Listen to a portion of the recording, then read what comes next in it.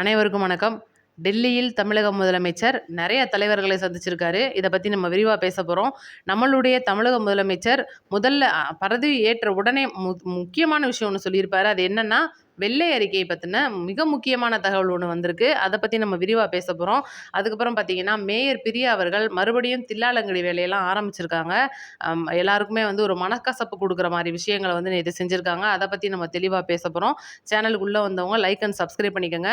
Udhayanidhi and கோ காலியாக போற நாள் சீக்கிரமா வரப்போகுது. இதையும் நம்ம வீடியோல தெளிவா பேசப் போறோம். இந்த வீடியோவ பொறுத்தவரைக்கும் நெறைய விஷயங்கள் உள்ளடக்கி இருக்க போது.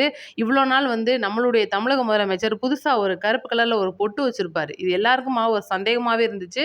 நெறைய பேர் நம்மளோட கமெண்ட் பாக்ஸ்ல கேட்டுட்டே இருக்கீங்க. ஒருவேள அது சாமி துன்னூரா? அது துன்னூர் தானா? அது வேற எதுமா? அப்படின்லாம் கேட்பீங்க. இதுக்கான விவரத்தையும் நான் வீடியோல சொல்றேன். அதனால சேனல மறக்காம ஸ்கிப் பண்ணாம பாருங்க. பார்த்துட்டு 4 பேருக்கு ஷேர் பண்ணி விடுங்க. உங்களோட கருத்த கமெண்ட்ல சொல்லிருங்க. நம்ம வீடியோக்கு லைக் பண்ணிருங்க. கீழ ஹைப்ன்னு ஒண்ணு இருக்கும். அதையும் குடுத்துருங்க. இன்னைக்கு பார்த்தீங்கன்னா, நம்மளுடைய தமிழக முதலமைச்சர் நேத்து சாயந்திரம் மத்தியானத்துக்கு மேல டெல்லியில கிளம்பி போயிட்டு, நெறைய தலைவர்களை மீட் பண்றதுக்காக போயிருக்காரு. இது போக முக்கியமான காரணம்னு பார்த்தீங்கன்னா, இன்னைக்கு நடக்க போற நிதி ஆயோக் அப்படின்ற ஒரு மிக முக்கிய கூட்டம். தமிழ்நாடோட நிதி பங்கீடு குறிச்சு பேசுறதுக்கு நிதி மேலாண்மை, இப்ப வரைக்கும் தமிழ்நாட்டுக்கு குடுக்க வேண்டிய நிதி, இதுக்கு போக நிப்பாட்டி வச்சிருக்கிற அதாவது பழைய அரசால் தடைப்பட்ட திட்டங்கள செய்றதுக்கான நிதி, பேரிடர் மேலாண்மை நிதி இதெல்லாம் இப்ப கூட ஒரு ரூ. 1000 கோடி விடுவிச்சிருக்காங்க. இவ்ளோ விஷயங்கள் மற்றும் தமிழகத்தோட கடன் இவ்ளோ விஷயங்கள இன்னைக்கு விவாதிக்கிறதா இருக்காங்க. நம்மளுடைய தமிழக முதலமைச்சர் விஜய் அவர்கள் பங்கேத்துக்கிற முதல் நிதி ஆயோக் கூட்டம் அப்படின்றனால முதல் நாளே கிளம்பி போயிருந்திருக்காரு. போனவர் பார்த்தீங்கன்னா, நேத்து சாயந்திரம் பல்வேறு தலைவர்களை சந்திச்சிருக்காரு. குடியரசுத் தலைவர் திரௌபதி முர்மு, துணை குடியரசுத் தலைவர் சி.பி. ராதாகிருஷ்ணன் அவர்கள், கூட்டணி கட்சி தலைவர்களான ராகுல் காந்தி, சோனியா காந்தி இவங்களெல்லாம் சந்திச்சிருக்காரு. இப்போ பார்த்தீங்கன்னா, முழுக்க முழுக்க தமிழ்நாடு இல்லத்துல தான் நம்மளுடைய தமிழக முதலமைச்சர் தங்கியிருக்காரு. நெறைய போலீஸ் ஆஃபீசர் இந்த மாரி நெறைய பேர் சந்திச்சுட்டு போயிட்டு இருக்காங்க. நெறைய விஷயங்கள் பரிமாறப்பட்டுக்கிட்டு இருக்கு. இன்னைக்கு நிதி ஆயோக் கூட்டம் முடிச்சதுக்கு அப்புறமா 12ஆம் தேதி நம்மளுடைய தமிழகம் திரும்புற முதல்வர் அவர்கள் நேரா தமிழகத்துக்கு வராரா அப்படின்னு கேட்டீங்கன்னா கிடையாது. அவர் நேரா கர்நாடகம் போயிட்டு அதாவது டெல்லியில இருந்து கர்நாடகம் போயிட்டு தான் நம்மளுடைய தமிழக முதலமைச்சர் தமிழகம் திரும்புறதா இருக்காரு. கர்நாடக மாநிலத்துல கொல்லூர் மூகாம்பிகை அம்மன் கோயில் அப்படின்னு சொல்லிட்டு மிக பிரசித்தி பெற்ற ஒரு அம்மன் கோவில் ஒண்ணு இருக்கு. இந்த அம்மன் கோவில் தான் பார்த்தீங்கன்னா, எல்லா அரசியல் தலைவர்களுக்கும் ஒரு பிரதான கோயிலா இருக்கு. இந்த ஒரு கோயிலுக்கு நம்மளுடைய முன்னாள் முதல்வரான எம்ஜிஆர் அவர்கள் தங்க வாளை பரிசளித்திருக்கிறார்.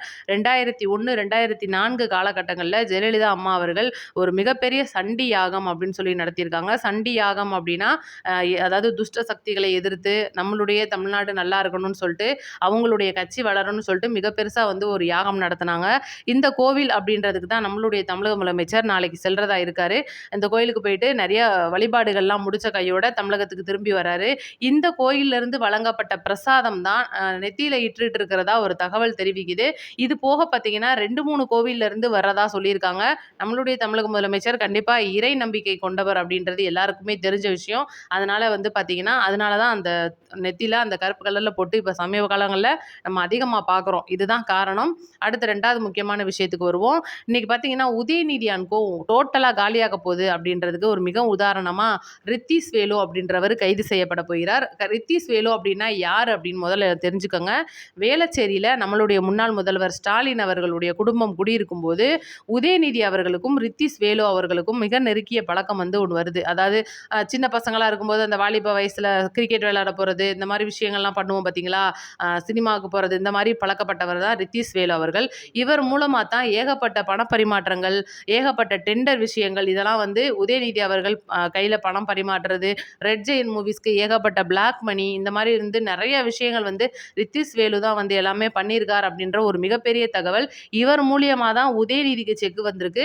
அது போக பார்த்தீங்கன்னா, கே.என். நேரு அவர்கள் நகராட்சி துறையில ஒரு மிகப்பெரிய ஒரு ஊழல் செஞ்சிருக்கிறவரு. இன்னைக்கு அவர் மேல கேஸும் வந்திருக்கு. இந்த கேஸோட சம்பந்தப்பட்ட ரொம்ப முக்கியமா ரூ. 634 கோடி சம்பந்தப்பட்ட விஷயம் எல்லாமே ரித்தீஸ் வேலு கிட்ட இருக்கிறதா ஒரு தகவல் சொல்லியிருக்காங்க. அதனால தான் ரித்தீஸ் வேலுவ வச்சு உதயநிதியை பிடிக்கிறதுக்கு மிகப்பெரிய திட்டத்தை தீட்டியிருக்கிறாரு நம்மளுடைய தமிழக முதலமைச்சர் அவர்கள். இது பார்த்தீங்கன்னா, நீங்க பெருசா எந்த ஒரு சேனல்ஸுமே அதிக அளவுல பார்க்க முடியாது. அதுதான் உண்மை. அதனால தான் இந்த மாரி நம்ம உங்களுக்கு டீட்டெயில்டா சொல்றோம். சீக்கிரமா நீங்க எல்லாம் நினைக்கிற மாதிரி நம்மளுடைய தமிழக முதலமைச்சர் உதயநிதியை தூக்க போறாரு. மொத்த குரூப்பும் காலியாக போகுது அப்படின்றத சொல்லிடுறேன்.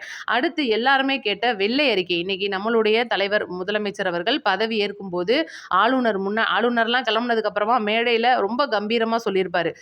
இதுக்கு முன்னாடி இருந்த தீய சக்தியோட அரசு எந்த அளவு கஜானாவை காலி பண்ணி வச்சிருக்காங்கன்னு சொல்லிட்டு ஒரு வெள்ளை அறிக்கையை நான் கொடுத்துட்டு தான் அடுத்த வேலையவே ஸ்டார்ட் பண்ணுவேன்னு சொல்லிட்டு இன்னைக்கு பார்த்தீங்கன்னா கிட்டத்தட்ட ரவுண்டா 30 நாள் முடிஞ்சு 1 மாசம் முடிஞ்சு ஆட்சிக்கு வந்து இன்னும் வெள்ளை அறிக்கை கொடுக்கவே இல்லையேன்னு சொல்லிட்டு எல்லா தரப்புல இருந்து கேட்க ஆரம்பிச்சிட்டாங்க. ஏன் தீய சக்தியான மேயர் பிரியாவே கேட்குறீங்க, என்ன வெள்ளை அறிக்கை கொடுக்குறீங்கன்னா ஒன்னத்தையும் காணா சத்தத்தை காணான்னு சொல்லிட்டு அவங்க வாயில சக்கரை தான் அள்ளி பண்ணணும். ஏன்னா நம்மளுடைய தமிழக முதலமைச்சர் ஆல்ரெடி வெள்ளை அறிக்கை ரெடி பண்ணி வச்சிட்டாரு.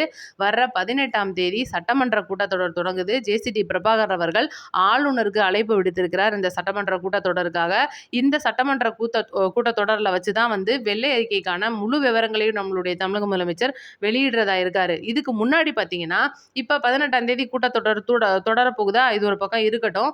இதுக்கு முன்னாடி நம்மளுடைய தமிழக முதலமைச்சர் திருச்சி பொதுக்கூட்டத்தில் நிறைய விஷயங்கள் பேசியிருப்பார். எல்லாருக்குமே தெரியும். குறிப்பாக தீய சக்தியை பயங்கரமாக ஏறி இருப்பார். அதில் பார்த்தீங்கன்னா நிறைய விஷயங்கள், அதாவது இந்த கோர்ட்டு போடுற விஷயம், இது எல்லாருமே வந்து தற்கூரி அப்படின்னு சொல்லிட்டு நம்மளுடைய தமிழக மக்களை சொல்கிற விஷயம், நிறைய விஷயங்கள்ல நம்மளுடைய தமிழக முதலமைச்சரை தப்பாக வந்து மக்களுக்கு காட்டுறதுக்காக ஏகப்பட்ட விஷயங்கள் செய்யும்போது என் வாயில நல்லா வந்துடும் அப்படின்னு ஒரு வார்த்தை விட்டுருப்பார் பார்த்தீங்களா. அந்த வார்த்தையை இன்னைக்கு பிடிச்சிக்கிட்ட ஏவா வேலு அவர்கள், உங்களுக்கு மட்டுமா வார்த்தை வரும், எங்களுக்கும் வார்த்தை வரும் பாருங்க, நாங்கள் சட்டமன்றத்தை அந்த வேலையை காட்டுவோம்னு சொல்லிட்டு பகிரங்கமாகவே வந்து ஒரு மிரட்டலே கொடுத்துருக்காரு. அப்போ 18ஆம் தேதி சம்பவம் இருக்கு அப்படின்னு சொல்லலாம். அப்போ சட்டமன்ற கூட்டத்தொடரில் யார் சட்டையெல்லாம் கிழிச்சுக்க போறா, யாரை வந்து 4 காயையும் காலையும் கட்டி தூக்கிட்டுலாம் வரப்போறாங்க அப்படின்றத நம்ம பொறுத்திருந்து பார்ப்போம். வரப்போற சட்டமன்ற கூட்டத்தொடர் அப்படின்றது இப்போ எல்லாருமே வந்து மேட்ச் பார்க்கறதுக்கு, பிக் பாஸ் பார்க்கறதுக்கு ரெடி ஆகிற மாதிரி சட்டமன்ற கூட்டத்தொடரை பார்க்கறதுக்கு நம்ம தமிழக வெற்றி கழகத்தினர் எல்லாருமே வந்து ரெடியாக இருந்துக்கங்க. நம்ம வந்து ஒரு என்டர்டைன்மெண்ட்டாக இருக்கும் அப்படின்னு சொல்லிடுவோம். அடுத்து பார்த்தீங்கன்னா நிறைய திட்டங்கள் வந்து அந்த ஒரு விஷயம் மூலியமா கூட்டத்தொடர் மூலியமா கொடுக்கறதா இருக்காங்க நம்மளுடைய தமிழக முதலமைச்சர். இன்னைக்கு அதாவது நேற்று ஆரம்பிச்சு வச்சிருந்த சிங்கப்பெண் அதிரடிப்படை, இதை பற்றி நம்ம பேசியே ஆகணும். இந்த சிங்கப்பெண் அதிரடிப்படையில் முதல் முறையாக ஒரு திருநங்கையை வந்து பார்த்தீங்கன்னா காவலராக இறக்கியிருக்காங்க, பெண் காவலராக. இன்னைக்கு சிங்கப்பெண் அப்படின்னாலே உங்களுக்கு தெரியுது, சிங்கப்பெண் அந்த சிங்கம், பெண் சிங்கம் அப்படின்ற ஒரு இடத்துல திருநங்கை அவங்களுக்கு பார்த்தீங்கன்னா ஒரு அதிகாரி, காவல் அதிகாரியாக ஒரு மிகப்பெரிய பொறுப்பு கொடுக்கப்பட்டிருக்கு. உண்மையிலே அவங்க ரொம்ப உற்சாகமாக வந்து பேட்டிலாம் கொடுத்துருக்காங்க. சைடில் பார்த்தீங்கன்னா தெரியும். உண்மையிலே அந்த திருநங்கை அந்த இனத்துக்கே பார்த்தீங்கன்னா இவங்களால மிகப்பெரிய பெருமை அடைஞ்சிருக்கு அப்படின்ற விஷயம்லாம் சொல்லியிருக்காங்க. அடுத்து ரொம்ப முக்கியமா இன்னைக்கு ராகவா லாரன்ஸ் இன்னைக்கு 11ஆம் தேதி எல்லாருக்குமே தெரியும், ஒரு அறிவிப்பை கொடுக்குறேன் அப்படின்னு சொல்லிட்டு எங்க பாம்பை வெளியே விட காணோம் அப்படின்ற மாதிரி இருந்துச்சு. நம்மளுடைய இயக்குனர் இமயம் பாரதி ராஜா அவர்கள் இறந்ததுனால அவருடைய அந்த முடிவுன்றதை பரிசீலிக்க வச்சிருக்காரு, தள்ளி வைக்கிறேன் அப்படின்ற ஒரு மிகப்பெரிய விஷயத்தையும் சொல்லியிருக்காரு. அதனால அவர் பார்த்தீங்கன்னா இன்னைக்கு அவருடைய முடிவை அறிவிக்கல அப்படின்றது தான் உண்மை. என்னதான் இருந்தாலும் அவர் நம்ம தமிழக வெற்றி கழகத்துக்கு சார்பாக வரல. ஏன்னா ஆல்ரெடி இப்போ ரீசெண்டாக அவருடைய ஃபேஸ்புக் பேஜில் அஜித்தோட இருக்கிற மிகப்பெரிய புகைப்படத்தை ஒன்று வந்து வெளியே விட்டுருக்காரு. இன்னைக்கு யோசிச்சு பாருங்க, தமிழக வெற்றி கழகத்தினர் நிறைய பேருக்கு வந்து அஜித் ரசிகர்கள், நம்மளுடைய தமிழக வெற்றி கழகத்தை பிடிக்காதவங்களும் இருக்காங்க, பிடிக்கிறவங்களும் இருக்காங்க. இன்னைக்கு சம்மந்தமே இல்லாமல் நடிகர் அஜித் அவர்களுடைய படத்தை வெளியிடும் போது இது வந்து ஏதோ இடிக்குதே அப்படின்னு ஒரு பக்கம் தோணும். அப்போ 11ஆம் தேதி அவருடைய அந்த முக்கியமான அறிவிப்பை வெளியிடணும்னு பார்த்தீங்கன்னா 11ஆம் தேதி நம்மளுடைய தமிழக முதலமைச்சர் டெல்லியில் இருக்காரு. அப்போ அவருடைய விஷயத்துக்கும் நம்மளுடைய தமிழக முதலமைச்சராக இருக்கிற தமிழக வெற்றி கழகத்துக்கும் துளியளவு சம்மந்தம் இல்லை. இவர் ஒன்று ரஜினி அவர்களுடைய மனைவி ஆரம்பிச்ச அவங்களோட கட்சிக்கு போகலாம், இல்லை அண்ணாமலை கட்சிக்கு வரலாம், இல்லை வெளிப்படையாக வந்து இன்னைக்கு பாஜகலையோ அதிமுகலையோ இணையலாம், ஏன் திமுகவில் கூட இணையலாம், சொல்ல முடியாது. தனி கட்சி நான் ஆரம்பிக்க போறேன்னு அண்ணாமலை மாதிரி கொடியை பிடிச்சி கூட போகலாம். அதனால இவருக்கும் நம்மளுடைய தமிழக வெற்றி கழகத்துக்கும் சம்பந்தம் இல்லை. அதனால அதை பற்றி நம்ம எதுவுமே போட்டு மனசுக்குள்ள உருட்டிக்க வேணாம். அவர் தனியாக நின்று வேணா ஜெயிச்சு வந்துக்கிறட்டும். அவரை பற்றி நம்மளுக்கு எந்த ஒரு கமெண்ட்ஸ் கிடையாது, நோ கமெண்ட்ஸ். ஏன்னா அவர் வந்து அவ்வளோ பெரிய மோசமான ஒரு நபர் கிடையாது. அதனால நம்ம அவரை பற்றி விமர்சிக்க விரும்பல. அடுத்து ரொம்ப முக்கியமாக இன்னைக்கு தமிழகத்தில் இடைத்தேர்தலுக்கான தேதி வந்து பார்த்தீங்கன்னா 22ஆம் தேதி தலைமை தேர்தல் அதிகாரி அறிவிக்கிறதா இருக்காரு. ஒரு 5 தொகுதியில் நம்மளுடைய தமிழகத்தில் மிகப்பெரிய இடைத்தேர்தல் அப்படின்றது வரப்போகுது. இடைத்தேர்தல் எல்லா வருஷமும் வரும், பார்த்துருக்கோம் நம்ம. ஆனால் இப்போ வரப்போகிற இடைத்தேர்தல் அப்படின்றது மிக முக்கியமான இடைத்தேர்தலாக பார்க்க போதும்.